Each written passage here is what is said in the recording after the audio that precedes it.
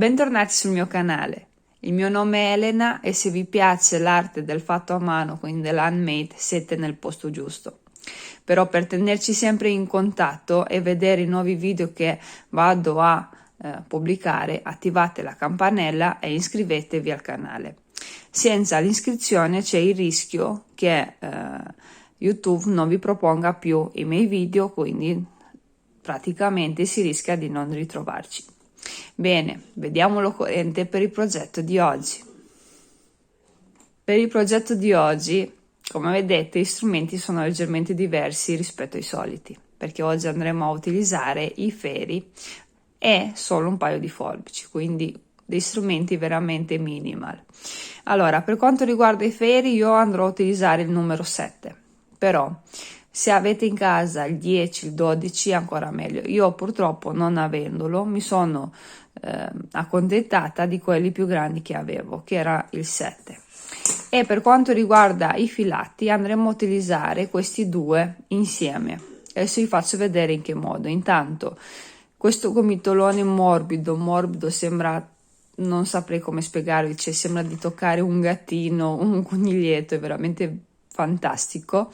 È il puff nella versione Sun, quindi nella versione calda con i colori caldi. A 50 grammi è un misto lana stampato, 21% di lana, 65% acrilico e 14 poliamide. Per 50 grammi abbiamo 105 metri, consigliati i ferri 6-8, uncinetto 5-7. Bene, io ci sto con il ferri, però per quello che andremo a creare, sinceramente, più i ferri sono grossi, più il progetto è azzeccato, direi. E l'altro filato è il Ambeglia, non l'avete ancora visto sul mio canale perché è un prodotto abbastanza nuovo e forse l'avete visto nella versione Lurex e quella sfumata, però questo nella versione unita non l'avete ancora visto. Abbiamo 100 grammi, questo è il colore giallo, e abbiamo un 40% di top acrilico e 60 di poliamide. Per 100 grammi abbiamo 440 metri, quindi una resa veramente alta. E si usa con i ferri 2,5, 3, uncinetto 2, 2,5. Però come vedrete oggi le indicazioni sono quelle consigliate e in generale, però in base a quello che dovete andare a creare voi dovete andare a utilizzare gli strumenti più giusti. Bene, iniziamo subito il progetto. Quando ho detto che li andremo a utilizzare insieme, probabilmente qualcuno pensava che li avremmo uniti. In realtà non è così, li uniamo ma in un modo diverso. Sempre quando ci ritroviamo ad avere tra le mani due fili completamente diversi, sia dall'aspetto che per quanto riguarda gli strumenti da utilizzare, ma anche per quanto riguarda la grossezza, dobbiamo sempre fare come riferimento al filato più spesso, quindi in questo caso al puff. Praticamente il progetto si inizia sempre con il filo più spesso. Allora, per quanto riguarda i ferri non possiamo iniziare dall'inizio, ma semplicemente ci lasciamo un po' di filo, fate 1 metro, 1,5 metri, ma ci basta per quello che andremo a creare. Adesso andiamo a creare le asole da caricare sul ferro. Io vi faccio vedere il mio metodo, è quello che ho imparato sin da quando ero piccola, non lo so se è quello giusto, perché sono un autodidatta, e sono sincera, non sono andata a studiarmi i ferri, ma lo faccio per passione, un po' meno rispetto all'uncinetto. Allora, prendete il filo, fate in questa maniera, create 2 asole e le andate a caricare su un ferro. Adesso prendete anche il secondo, perché così ci è più facile da lavorare la prima riga. Quindi andiamo a caricare tenendo tutti e 2 i ferri. Bene. Adesso iniziamo a fare il resto delle asole. A questo punto il filo attaccato al gomitolo lo mettete sul dito così come lo metto io, di solito lo utilizziamo anche per l'uncinetto.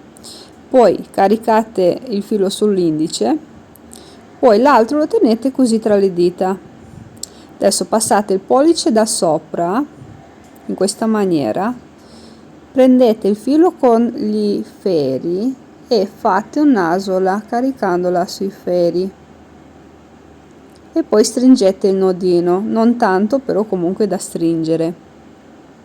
A questo punto pollice da sotto in questa maniera, tenete i fili, caricate l'asola prendendo il filo dall'interno della mano, vedete, guardate il movimento, e stringete. Poi pollice da sopra, filo preso dall'esterno, fate l'asola e stringete. Pollice da sotto, feri all'interno della mano, in questa maniera, prendete il filo e fate l'asola. Continuate fino a caricare tutte le asole necessarie. Io adesso vado un po' più veloce così vedete il movimento.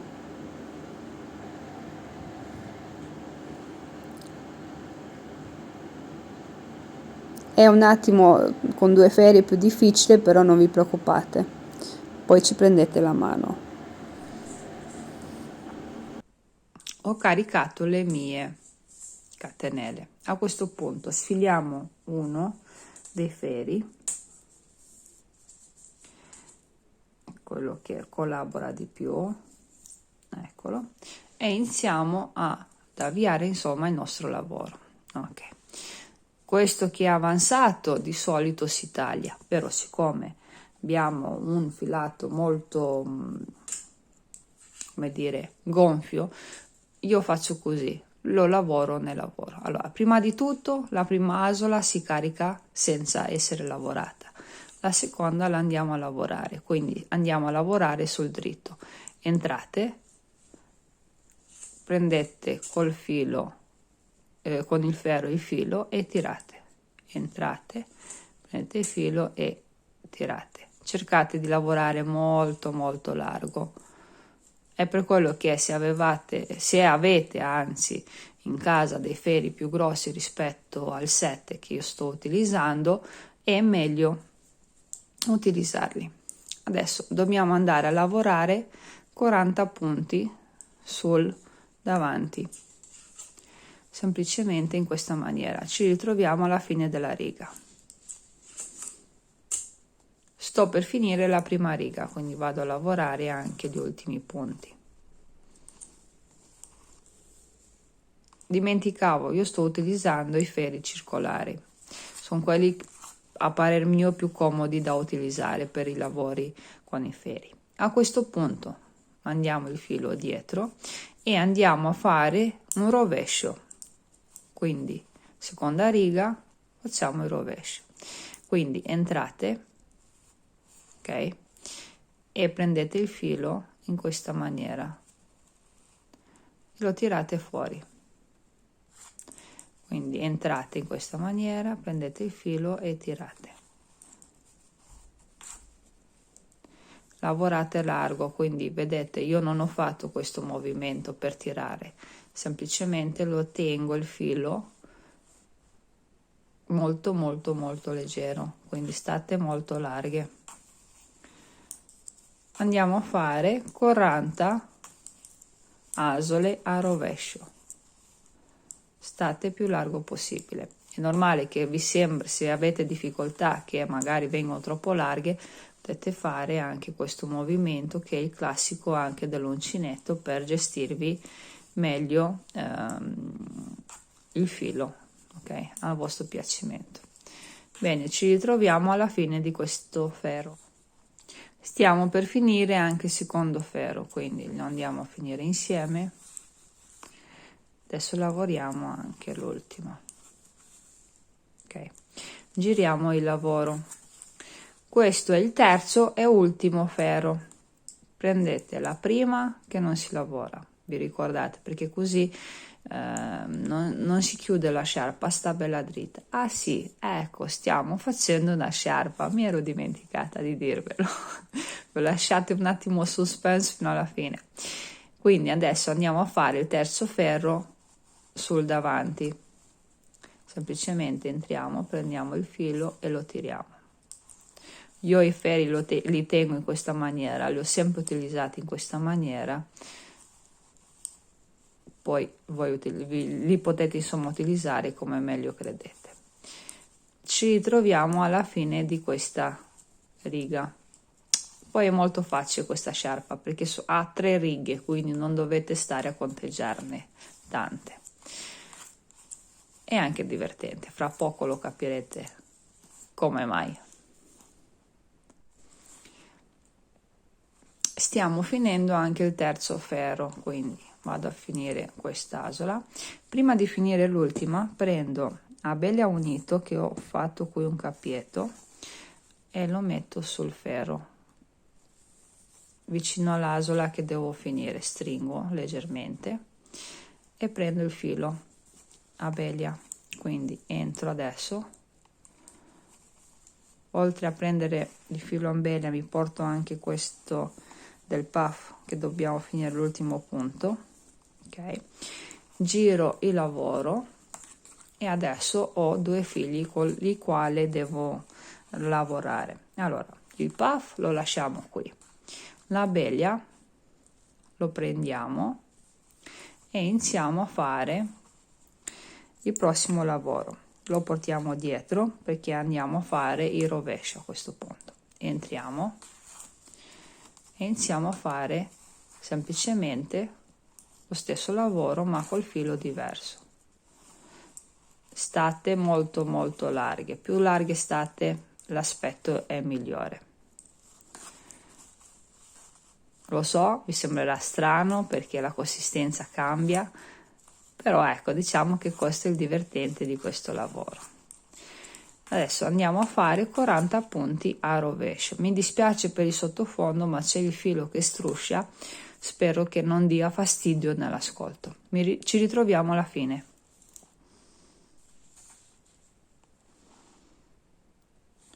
Andiamo a finire la riga insieme. Questa è la prima con il filato ambeglia. Ok, giriamo il lavoro. Come sempre, la prima la andiamo solamente a caricare, ok, senza lavorare. Mi dispiace per il rumore di sottofondo, però non posso fare altro, quindi la carichiamo e le prossime le andiamo a lavorare sul davanti. Mi raccomando, sempre più larghi possibile.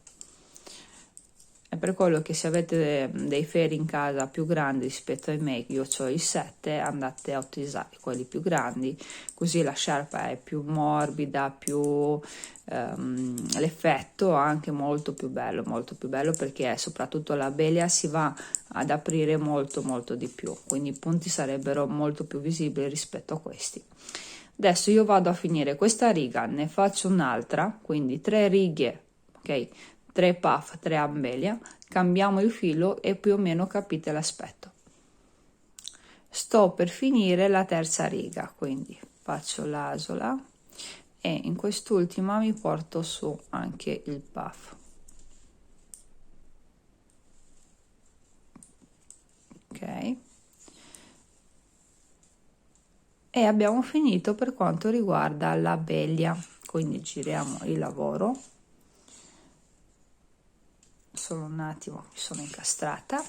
Lasciamo l'ambeglia giù, prendiamo il puff e andiamo a fare il rovescio del lavoro, quindi andiamo a fare il ferro a rovescio. Normale che la beglia è leggermente più largo perché l'abbiamo appena finito di lavorare, ma poi lo stringete. E adesso andiamo a fare 3 feri con il puff. Io continuo a sentire il rumore del cavo dei feri circolari, spero che non vi dia fastidio, non so più come farlo stare tra virgolette in silenzio, come se avessi la voce. È perché picchia sul piano di lavoro, quindi è quello. Adesso andiamo a fare 3 feri con il puff e poi cambiamo. Fra poco vi faccio vedere l'aspetto e poi vi lascerò lavorare da sole. Comunque questa è la parte dietro e questa è la parte davanti. A me mi piace un sacco, poi deve piacere anche a voi assolutamente. Ci ci ritroviamo fra un po'. Sono andata avanti con il lavoro, ho fatto un po' di feri, un po' di righe e questo è l'aspetto. È morbidosissima, veramente, veramente, veramente molto, molto, molto calda e morbida. Lo so che voi direte, ma sono pochi centimetri, come fai a sapere che è calda? Perché la sento tra le mani, è fantastica. Adesso, ricapitolando, il davanti è questo, vedete che si formano questi occhielli, il dietro al contrario ci sono queste righe, quindi questa è la parte dietro, questo è il davanti. Quando si ritrova sul davanti a dover fare la prima asola non la si lavora ma si carica sul ferro senza lavorarla. Invece quando si ritrova a fare la prima asola, come in questo caso sulla parte dietro dove ci sono insomma le righe, la si lavora, ok? Cambiate il filo ogni 4 righe, in realtà ogni 3, però risultano 4 perché dopo andiamo a lavorarla, quindi quando si vanno a contare 1, 2, 3 sono 4 perché andiamo a chiudere la riga terza. Potete lavorare una sciarpa e chiuderla a cerchio o potete fare una sciarpa e poi fare delle frangette. Io ancora sono sincera, non ho deciso come andrò a rifinirla, però a me mi interessa più che altro che voi sapete come si fa a lavorarla. Il filo tra un cambio di fili e l'altro è visibile qui sul margine, a me non dà fastidio, ok? Però se casomai vi dà fastidio potete riprendere i margini all'uncinetto, magari col filato puff, ok? Fate tutto tra virgolette un orlo attorno. Io non lo farò perché preferisco averla così all'originale. Insomma, è fatta a mano, non è fatta a macchina e il filo si deve vedere. Io continuo il lavoro e ci troviamo col progetto finito. Eccoci arrivati anche alla parte che vi faccio vedere indossato il mio progetto. State tranquilli, non ho freddo in casa, semplicemente ho indossato la giacca perché era giusto vedere come sta la mia sciarpa, prima sciarpa ai feri ufficiale, a parte tutte quelle prove che ho fatto nella mia vita, questa è la prima ufficiale che presento e che soprattutto la facciamo insieme. Guardatela quanto è bella. Allora vi faccio vedere, io l'ho chiusa alla fine a cerchio, ma perché? Vi spiego anche il perché è giusto saperlo. Prima di tutto è super leggera, guardate, diventa un gomitolo, è veramente super leggera. Questo grazie al fatto che abbiamo utilizzato dei feri molto più grandi rispetto a quelli che erano consigliati sui entrambi i due prodotti che li ho qua. Praticamente poi abbiamo utilizzato solo 50 grammi per quanto riguarda il filato pelosetto, il puff, e a Ambelia devo ancora pesarlo perché sinceramente non so quanto ne ho usato, cioè il gomitolo pieno praticamente. E quindi una sciarpa come questa, lasciarla lunga, insomma, non sta bene. Perché? Perché praticamente io sono andata a lavorare molto basico, ma veramente basico, non ho utilizzato alcuna tecnica per far sì che i margini stiano dritti. Quindi se voi fate il progetto che ho fatto io uguale identico, i margini non saranno mai dritti, qualsiasi cosa voi facciate. Di conseguenza questa sciarpa, questo progetto è l'ideale da indossare in questa maniera. O lo indossate che vi coprite la testa, quindi in questa maniera qui, guardatelo come sta bene, oppure semplicemente una sciarpa ad anello comoda che diventa un comodo scaldacolo e soprattutto caldo. Non dimenticatevi la percentuale di lana che abbiamo nel filato pelosetto. Poi Abeglia è veramente fantastico, io ho utilizzato anche l'anno scorso con l'abito carezza, però nella versione Lurex, quindi so che tiene caldo, assolutamente lo so. Guardate quanto è carina, adoro questi colori. Poi sono uscita un po' per i regali di Natale, ho visto tutto giallo, tutti sti colori caldi, molto tranquilli, quindi mi piace il rosso, il nero e tanto marrone, tanti colori caldi, quindi ecco, noi siamo in tema. Sto scherzando, no, a parte gli scherzi, io ragazzi spero tanto che di essermi spiegata bene più che altro, perché è il primo video ai feri che faccio. Vi ricordo, per chi è esperta, per chi fa questo di mestiere, io non lo sono, io ho le basi, assolutamente le basi. Quando non so qualcosa chiedo con la mia mamma, perché lei ha molto più esperienza di me, però la mia passione resta l'uncinetto. Io con i feri mi sono detta, ci sono certe cose che con l'uncinetto non si può fare, tipo la leggerezza di un filato. Con l'uncinetto, anche se lo fai con un uncinetto molto più grande, è difficile che rimanga leggero. Con la maglia rasata è normale che il filato, se tu aumenti i feri, diventa molto più leggero perché si apre molto di più. Quindi mi sono detta, uso le basi dei feri per, non dico insegnare, ma per condividere, ecco, perché non mi sento di utilizzare la parola insegnare, anche a quelle amiche che avrebbero voglia di conoscere leggermente quel mondo. È basico, il progetto è molto basico, quindi chiunque con un paio di feri, un filato può farlo.